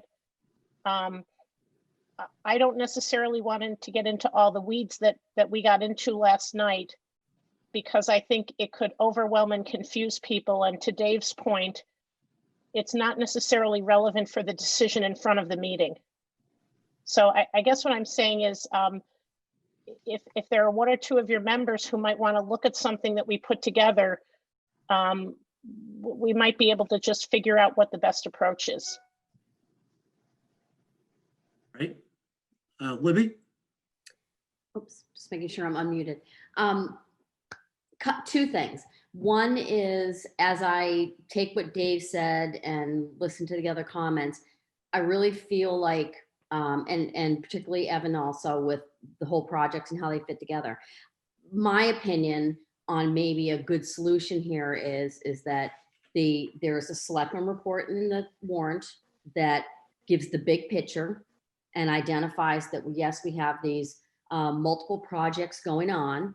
And I think it's important there that we designate that they don't need to compete against each other. Some of these can be done, they're on coterminous paths where different milestones of each project might be happening at different times, but they can still be going on at the same time. They are not mutually exclusive projects. And I think that if there's a big picture report from the selectmen that maybe doesn't get too into the weeds on the financial part where we could lose people, but we identify that, as I kind of mentioned earlier from what something Dave Lean said, that, you know, this is a first step in a process that will solve several different problems. It's kind of this first domino is, I guess, the word I use for that, where it will allow these other following steps to fall from it. But these other steps can't happen if we don't vote on this warrant article. And so maybe what we do is have the selectmen report really address the full picture. This warrant article focus on what it's intended to be, which is that there are deficiencies in these two departments that require us focusing on this particular lot, and that there's been a lot of time, attention, and from what I hear from what Sue said, almost $300,000 that the town has spent to this point pursuing an alternative for this. And now we have one in front of us that checks off all those boxes, so that, you know, I think maybe that's a good way to focus our mission on what we're voting on and what the article is before town meeting. But I think that selectman report provides a really good 50,000 foot view on how this fits into the town's overall infrastructure needs. So that's really my recommendation on that. And the only other thing I was going to say is with respect to what Susan Murphy said about comments, there may only be a handful of us, less than a quorum, that would like to email Nancy any particular notes about that came up tonight about that. So can maybe we just identify how many people want to do that? Because if there's only 4 or 5 people, it's not a quorum, so it won't be any kind of open meeting issue if we were to individually email Nancy feedback, as long as it's not a quorum. And if so, that's all I would add.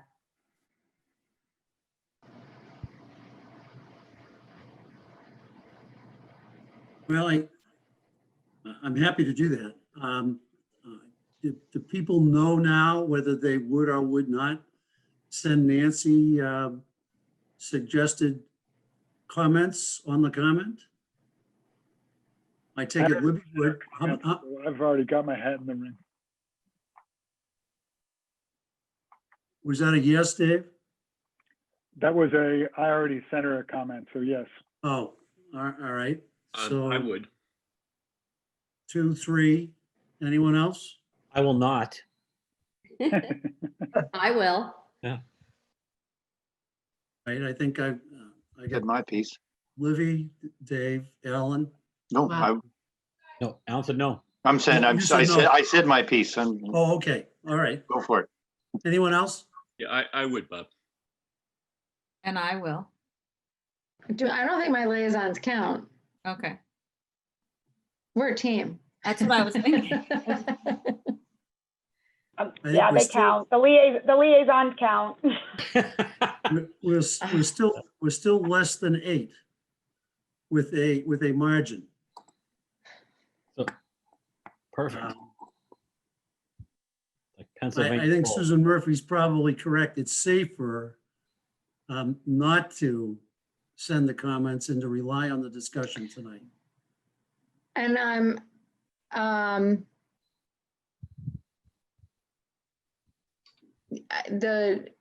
we will still be able to discuss anything on Monday. Correct. We So could it's, you know, discuss, it's not like now or forever hold your peace. we could discuss revisions to the comment on Monday. So Bob, what do you think about what I was mentioning? Just because that will frame how Nancy kind of focuses the comment. So do you think that, I mean, do we want to kind of get whether it's a vote or feedback on whether we really want the selectmen's report to kind of deal with the big picture, and then we kind of really want to focus on what the vote is before us and why we're making the vote? Well, there are two different issues. Mary has suggested that she send a draft selectmen's report to probably a discrete number of our committee. I was thinking myself, Julie, Dave, and Nancy. Okay. And having us make a determination whether we thought it would be helpful or not. And we could report to everybody on Monday about that. And Bob, if I may, I just again, thinking about this conversation, I think if there is a Board of Selectmen report, I think it has to be focused on, I want to be careful that it isn't an advocacy piece, because, you know, I don't want, as the proponents of the article, you know, really You are the advocate. the discussion of the article belongs to the advisory committee, and the advisory committee owns the comment. So I want to be careful that any Board of Selectmen report doesn't impede on that in any way. So again, just thinking about this as we're talking, it almost seems like it's going to be factual. And again, I think I've got to spend a little time on it, but I think with respect to talking about this solving multiple benefits and things like that, I think that's really more for the comment, because I wouldn't want any of our citizens to feel like the selectmen were using their report and this document to advocate for something that another board or committee wouldn't have the opportunity to do. If that makes sense. As I was hearing it, Mary, I think people were looking for something along the lines of the financial factual exposition that you gave last night with some additional prose rather than bullet points. Yep, that's what I'll do. Thank you. Okay. Yeah, but I like Mary's point though, that factual, there are a number of things we're looking at on the horizon. We don't necessarily have to do them all, except maybe seawalls. I mean, I don't know. We could not do those, but so that people understand these are the facts, and you'll see over the next 4 or 5 years articles that will be put in front of you to address each one of these potentially. Although, Thank you. Although some of the big costs have not been determined. And I don't think you have to put numbers to it though, Bob. I think people can draw their own conclusions. Okay. All right. Well, I mean, when you talk about facts, I think about things like numbers. Yeah, I think we just need to be careful not to get people lost in the detail. And I think if it's more just a matter of, here are the capital projects as a town we're looking at. And then, you know, people are smart enough without, and I totally agree with you, Mary, that that's a fine line you guys have to walk, because you don't want to be coming across as advocates for any particular solution. But when you lay out the problems, I think citizens, hopefully, you know, when they read it and then see the warrant article, are smart enough to realize that, you know, if we have a potential solution here with this property that could solve, if your factual report is, we have certain deficiencies in this department and you think, wow, here's a start, and our comment can address, here's a start for where, and then refer to what you have in the select report. Here's a first step that would let us solve, say, 3 problems, tick 3 or 4, you know, if you add the municipal office deficiencies too, I mean, you know, there's probably 4 or 5 benefits that this has. And then we just say, we refer kind of to your report that this solution that we're putting before you and we're making a comment and recommendation on is the first step in solving several of things that have been noted in the selectmen report. But anyway.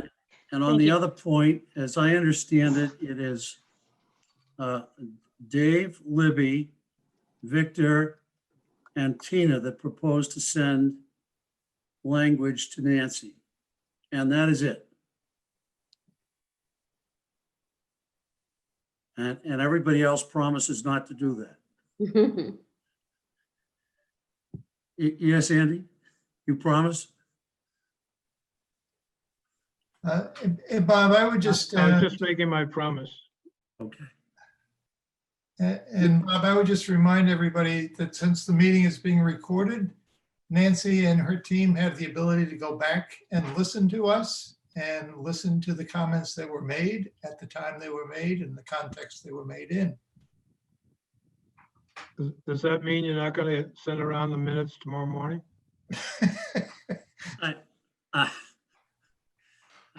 Don't be disappointed if I can see that it might be a benefit to Nancy to get actual suggested language from people. So if it's only 4 people, it's less than a quorum, and nobody's going to go off the reservation, I would say go ahead and send the language to Nancy. Unless Susan Murphy tells me I am out of order. I would never dare. Okay, well, we appreciate your comments, Susan, and I think we've got a lawful process to go forward. Anything else on the public safety facility for tonight? Bob, do we want to have a deadline when that draft that Nancy puts together comes out to us, whether it's, end of Friday or end of Sunday, so that everybody knows what our time is to review it before the meeting Monday night? Even if it's, Sunday night, that's fine. It would probably be, late Sunday would be good. It's fine. Yeah, it'll hopefully be before the weekend, but it'll be at least the weekend. Yeah, that's fine. If I'm going to have any substantive comments, it's not going to be before the weekend. Okay, and can I also say at this point that Dave Aline, you and Nancy as our editors extraordinaire, if you would think about taking an eye towards editing this for appropriate AdCom form, I'd greatly appreciate it. Can I pass it to you, Dave Aline? Yeah, I think that's what we've done in the past. When you've had an article, it's come to me, and when I've had one, it went to you. So Bob, I'll just CC Dave Aline when I send it to you. Yes. Okay. And then I'll Just make just to expedite the process. And then I will wait until I hear from Dave Aline to distribute it to everybody. Perfect. Okay. All right. Anything else on the public safety facility tonight? I'm not. Are we seeing- meeting Monday? We will meet Monday at 7.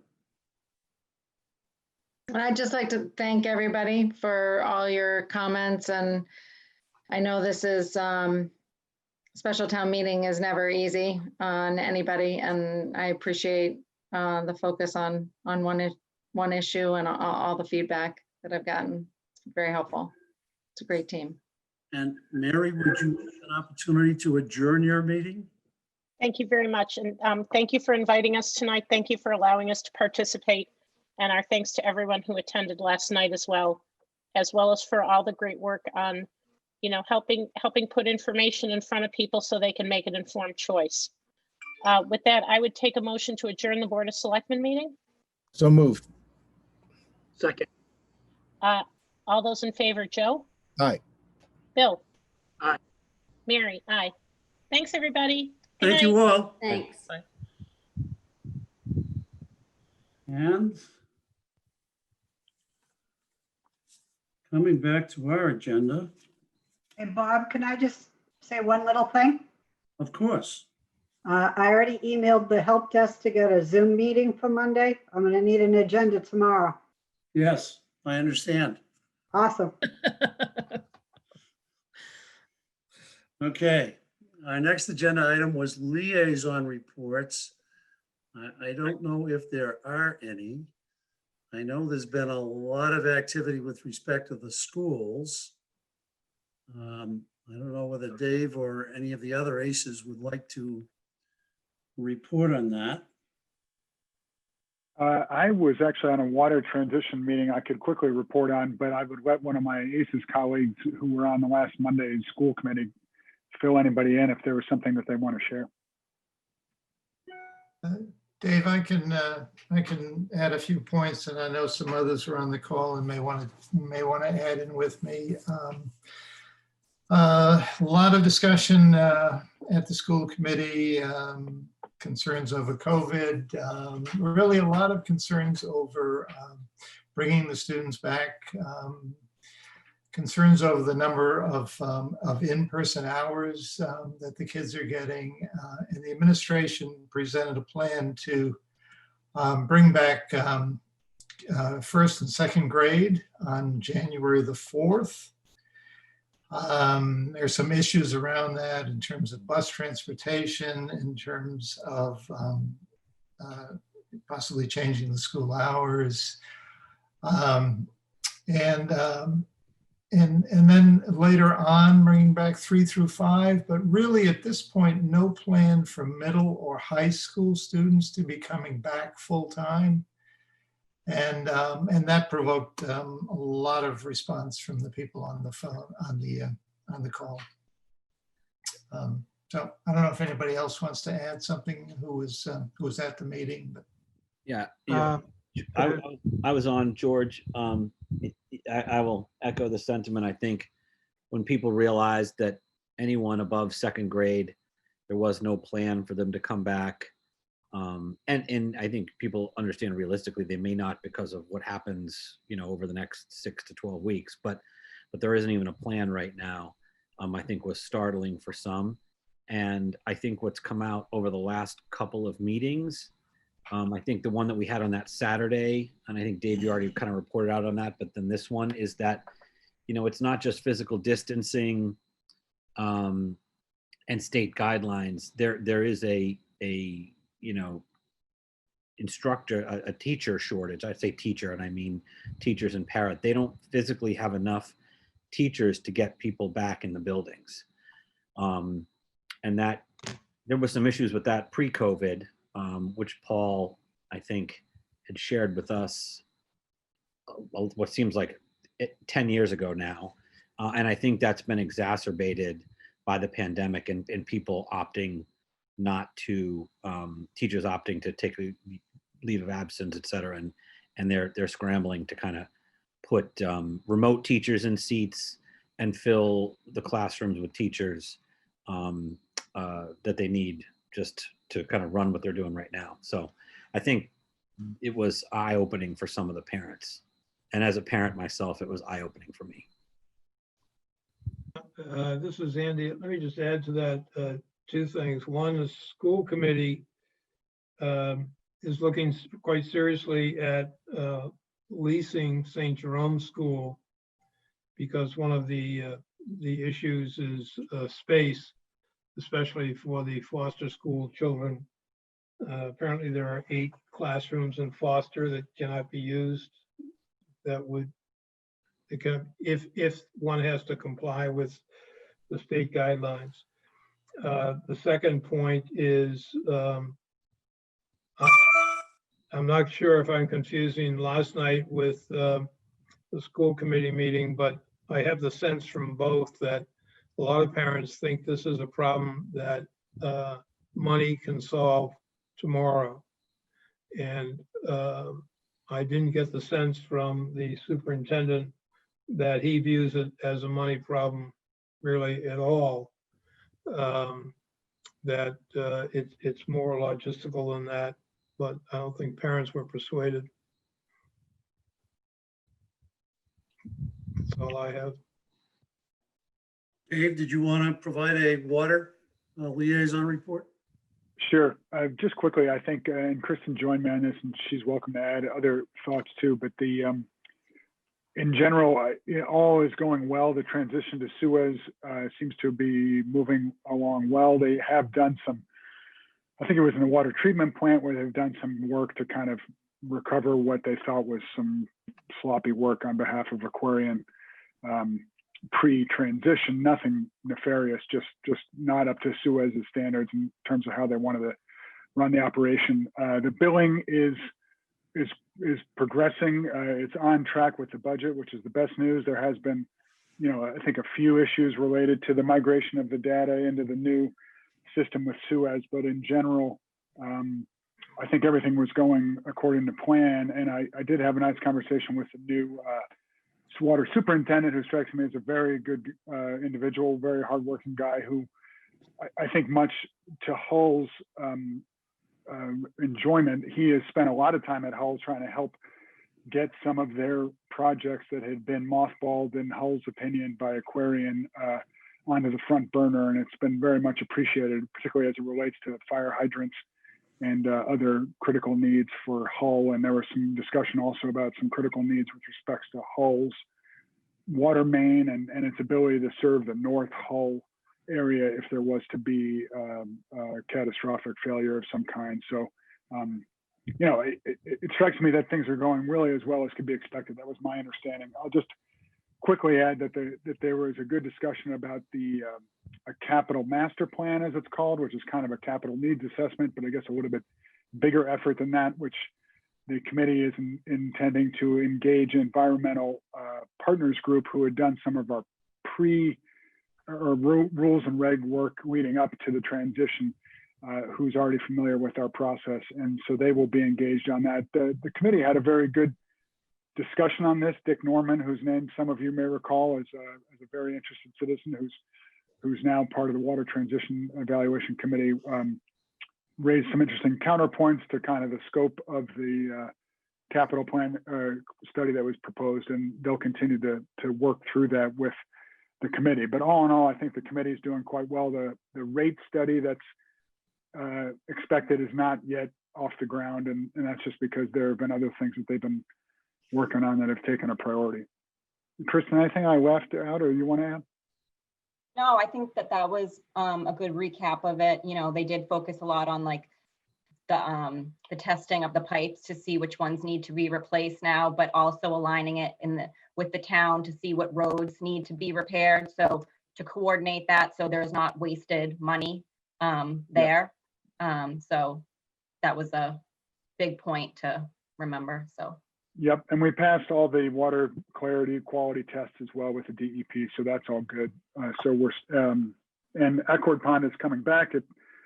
There will be a lot of discussion. It sounds. I think the new superintendent is interested in re-examining some of the fines related to water usage during a water ban, and he was discussing about some changes in metering that might make it a little bit more straightforward for the Weir River water system to track people who ignore those bans. But that's something that they'll take up further down the road. So all in all, I think it's good news to report top to bottom. Thank you, Dave and Kristen. Any other liaison reports? Okay. I want to come to Advisory Committee housekeeping. Tomorrow evening, as I mentioned, is the Municipal Finance Seminar, the first session of it. So anybody that registered for it should tune in. We'll get you an agenda for a meeting on Monday night at 7, which will include discussion of the comment and a vote on the recommended motion.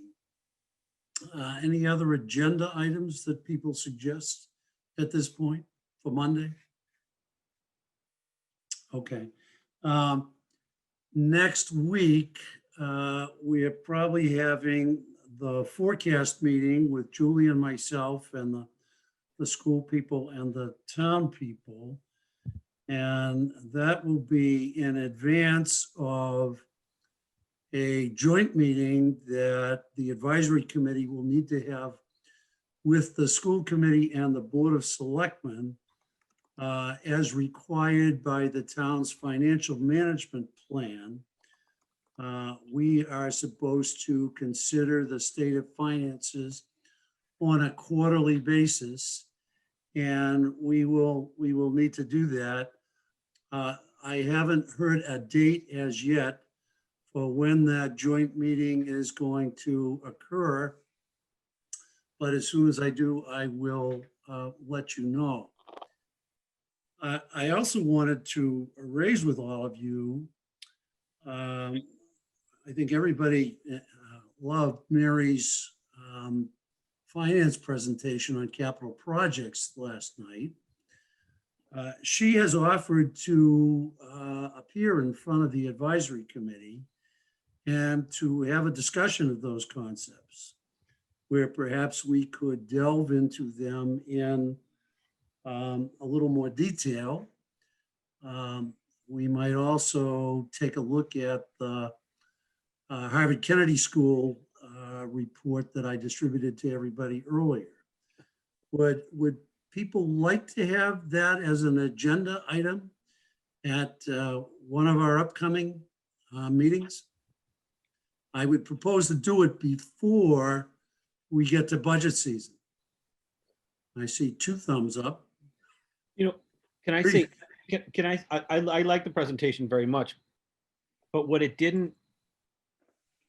don't think it included, which could be a fairly big operational budget line item, was as we come out of the pandemic and we adjust, this is just what I'm taking from the various school committee meetings we've sat through, is, the hiring of any number of teachers will have a, one-time large and continued operational budget impact potentially. I'd love to see, I think they're beginning to work some of that out between Board of Selectmen and the school committee, but I'd love to see that contemplated. It was very project focused, but there are also some other things that I think that will be going in there that may need to be contemplated altogether.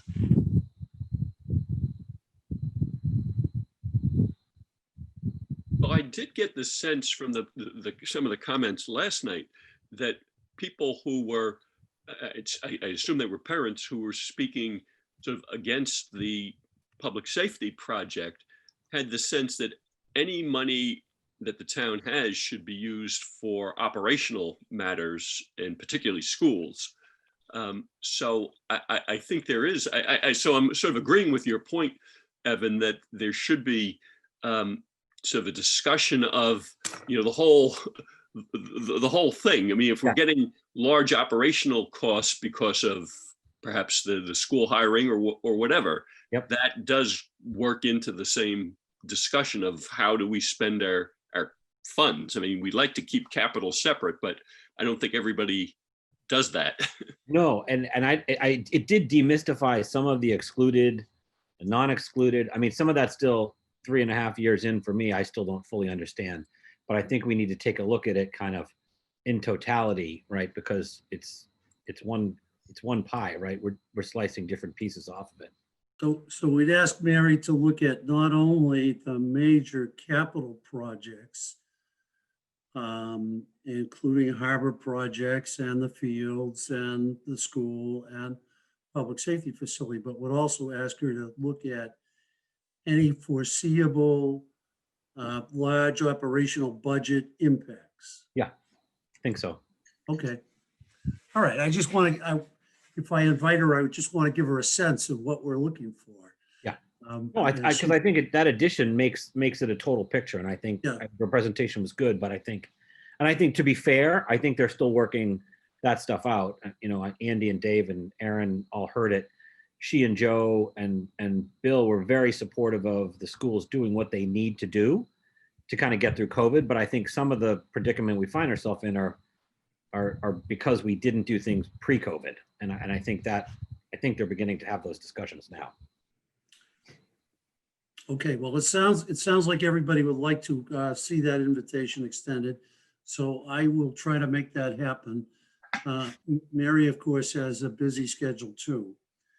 And I think once we get into budgets, we'll be pretty busy as well. And that will happen shortly after the special town meeting. I would think we'd want to have a meeting as well to prepare for the special town meeting. Julie and I spoke with Tom today about whether there was going to be any public information session.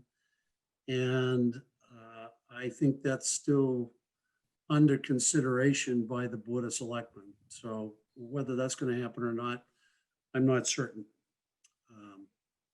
But I think those are the things on the horizon for the advisory committee schedule. Any other housekeeping issues? Any matters not anticipated within 48 hours of the meeting? And Evan, I know we broke your heart that we didn't have any minutes tonight, but I know.